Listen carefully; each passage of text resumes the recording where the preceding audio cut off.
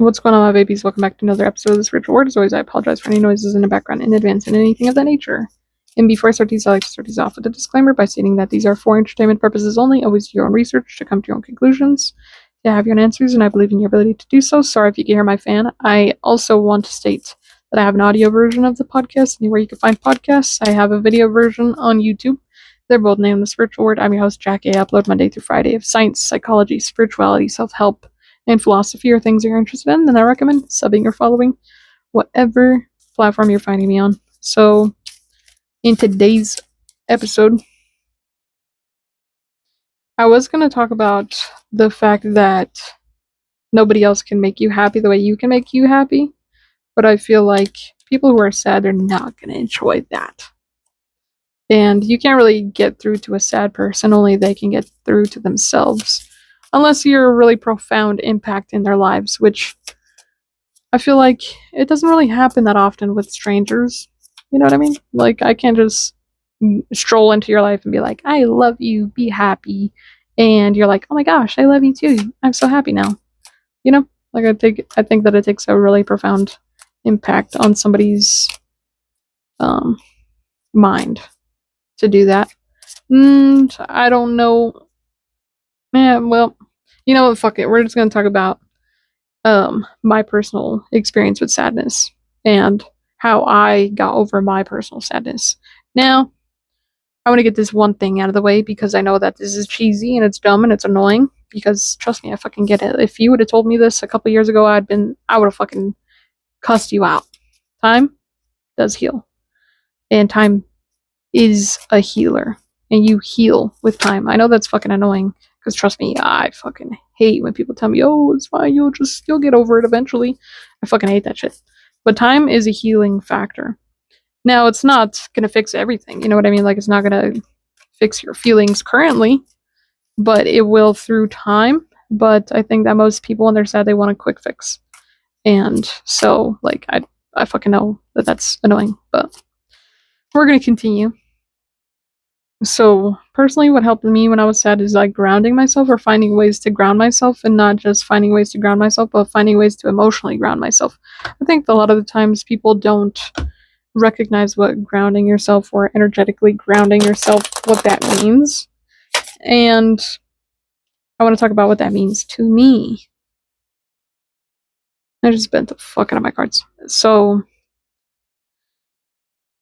grounding, I feel like it's something energetic. It's something that you do when you feel you're like glitching almost. Like you're so everywhere. You're so all over the place that you need a way to stabilize yourself.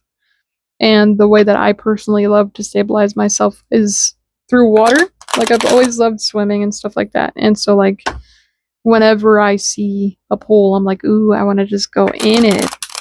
And another thing that helped me stabilize me is going outside and just being in the peace of the quietness, even if that meant going down to where I live.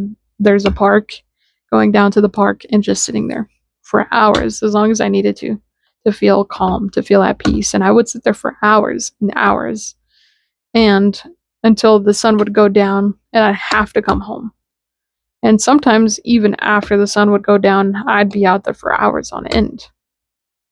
And I did that for a long time, like even in the winter.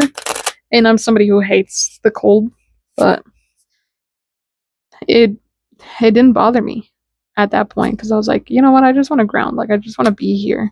I just want to exist in peace. And this was one of those things that subtly was bringing me peace. Another thing that I realized was helping me feel at peace is silence. But that's me personally. So I feel like that's also kind of a personal thing. Or listening to frequencies, because that way I wouldn't be sitting in silence, you know? Like listening to healing vibration frequencies. Because I was like, fuck it, if I'm going to listen to something, it's going to be without words. And something that heals me. You know, like sound does heal. So I'd use that as another form of healing myself. And another thing that I'd use to ground myself is to remember that life is going to happen regardless of whether I'm here worrying about it or not. Like, time is going to happen regardless of whether I'm counting it. Regardless of whether I'm looking at the clock is going to tick. And a lot of the times, I would just sit in contemplation. I think meditation really fucking helped me ground myself as well.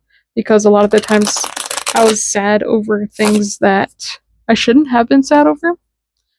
Like, I would shame myself so much for the pain that I caused other people for a long time. And a lot of the times when I was causing that pain, I wasn't conscious of the ways in which I was causing the pain. Or if I was conscious of how I was causing the pain, I would beat myself up for being in those same situations and continuing the cycle that was perpetrating the hurt in those people or the pain of those people. Like, for example, I used to be really, really mean to one of my siblings in particular because this sibling would love to tease me and to, like, I have anger issues, but this particular, this particular sibling loved to kind of mess with me, and I never really understood why they did that. And for a long time, I would try to sit there and understand why, instead of just understanding that that's what this person likes. Like, this is just somebody who does that. And another thing was that in meditation, I had a lot of realizations, and I think those realizations really fucking helped me. Meditation is something that I can fully sit behind and stand behind and advocate for, because I was somebody who was very, very, very emotionally immature. And immature in the sense that, like, if you were doing shit to me that caused me pain, you would get a reaction. Like, it would cause a reaction. And if you were doing stuff to purposefully piss me off, it would cause a reaction out of me. And not only would it cause a reaction out of me, but I was just emotionally immature in the sense that, like, fuck you if you cause me any sort of discomfort. Don't fucking talk to me. Don't be around me. Don't breathe around me. I don't want you around. And meditation was the thing that brought me the most, it brought me the most understanding for these things, these people, these situations, these ideas, because now I sit and I'm like, you know what, all these people that I would blame that are causing me discomfort, they weren't doing anything really. They were just doing what they thought was fun, even if it was to cause me pain. And I can't judge people based off of their ideas of what fun and happiness is for them. And overall, meditation and these realizations helped me be a better person, and the better I felt about myself, the better I felt in life, and the less sad I felt overall.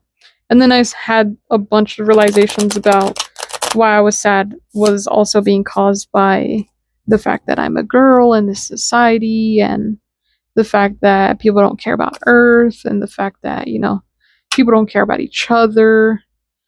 And then I realized that the only thing that I can do is control my reactions to life. And having no control meant having the most control over who I am, and living consciously and purposefully. And living consciously and purposefully gave me a lot of peace of mind, because I felt like, oh, you know what, like, I'm being a better person every day. And I felt more and more proud of myself for the things that I was doing and the ways that I was reacting to life and these circumstances that once brought me so much chaos in my mind. And realizing that the only prison that there is yourself.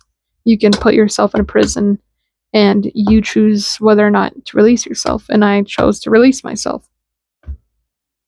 And it was just a multitude of different things. Like, I stopped hanging out with people who didn't care about me the way I care about me, the way I care about them, and not blaming people or situations or circumstances for the way that I feel.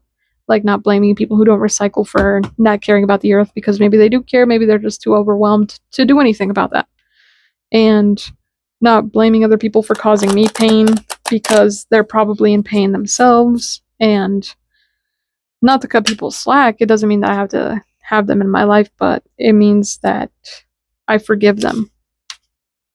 And forgiveness is freedom from the pain that they're causing from not forgiving them. And I used to hate that shit. I used to be like, why do I need to forgive them? You don't necessarily need to forgive them, but I think that it's helpful for you to just feel a lot more at peace, because if you forgive them, you look at yourself and you're like, wow, I'm such a good person for forgiving them. Even though I could have punched them in the fucking face, even though I could have fucking smacked them, backhanded them, even though I could have spit in their face and, shit on their name. And there's this level of peace you get from just being a good person, because you're like, wow, I really could have ended their whole career, and I didn't, because look at me, there's a sense of strength that I feel from having strength within myself, and there's a sense of freedom I feel from feeling so proud of myself. And there's certain things that you can't achieve, and there's certain things that you can achieve, and the things that you can achieve, I realized, are power. And the things that I do for myself are strength, right? Am I right? And the things that I have the power to change means that I have the power. It's mine. And you know what I'm saying? You know what I'm saying? Do you even know? And if I have enough power to change something, excuse me, ma'am. If I have the power to change something, and I have the strength to accomplish that I am a boss-ass baller. And I don't mean boss, I mean I am a leader. Because there is a leader, and there is a boss. And I am a leader. And you have the keys to free yourself from that mental prison that you put yourself in, which is sadness. And the only person that's keeping you there is yourself, because there's something about suffering that you think you deserve. And you need to figure out why you feel that you deserve to suffer. Because most people, they don't realize that they think that they deserve to suffer, but they do. Most people think they're a shitty person. And you don't really free yourself, because if I wasn't a shitty person, then, why did I do this? Why did I do that? Well, shit happens. We're all kind of destructive. We all have those tendencies to be bad people. Sometimes we don't even realize that we're being bad people when we are bad people. Everybody has that. But what do you do now? What do you do moving forward? And I think that is the hardest part, because change is so hard. But once the discomfort, this is a quote that I heard the other day, once the pain of discomfort becomes greater than the pain of change, you will never do anything about that. And something has to hurt you enough to do something about it. And if you can handle the sadness that you feel, then nothing happens, because you can handle it. And you're just going to continue to be sad because you don't care enough. It's not enough pain to make you want to change, until one day you get to that last straw and it makes you want to do something about it. And I shuffled these cards so fucking perfectly. Holy shit, that one hit the spot. So yeah, I'm going to end this here. Thanks for tuning in and tapping in. As always, my babies, I love you and I appreciate you. And what else? Do you have anything to share? Oh, she's just breathing into my mic. This is my cat, by the way. You guys obviously can't, You don't know who she is, but her name is Gracie, and she's gray. She has a little yellow stripe on her forehead, and I love that little yellow stripe. It's not really a stripe. It's more like an arrow. She's the avatar kitty. Anyways, thanks for tuning in and tapping in, and I'll see you in the next one. Peace.